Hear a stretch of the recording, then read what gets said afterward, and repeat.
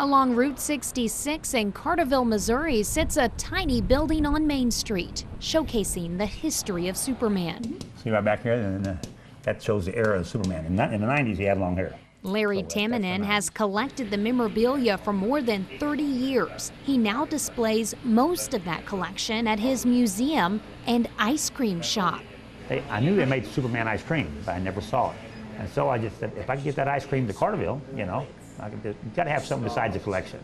The ice cream was a real neat thing to have besides the collection as a kicker, and it goes good with, and the kids love it. From ice cream to Superman, Larry has one more love, keeping the Mother Road alive. You know, people right now are finding out, I'm talking about Joplin, Carthage, all the cities, Webb City, that Route 66 is a place of destination for people, and it wasn't in the 50s. A place of destination for people like Railton and Ann Hill, traveling all the way from Melbourne, Australia to hit the Main Street of America for a stop on Main Street in Carterville. Oh, I think I read about it in one of the booklets, and we saw it here and we thought, hey, it's time for an ice cream. It's the history of the road, it's the knowledge, you know, of the Depression era and how the people, you know, moved westward and so on and so forth. And just like the history of Route 66, there's history behind every item in Larry's shop. Little kids bought this costume because they seen him on TV for the first time. They wanted to be just like Superman, especially they wanted to fly. So what did they think they could do?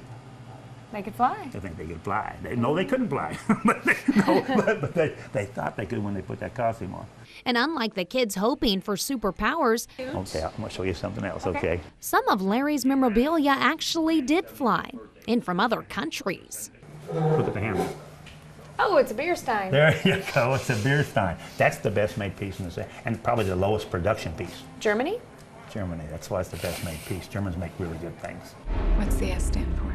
And with the hype of action-packed superhero movies from Hollywood, the market for memorabilia also turns the page for comic book retailers. The owner of Hurley's Heroes Comics and Games in Joplin sees it firsthand. I see some extra foot traffic from people that get interested in those properties specifically, at least. And that property is always changing. They've changed Superman so many times, it's ridiculous. I mean, in the 90s they killed him, and then for a while, in the early 2000s, he was actually two different people.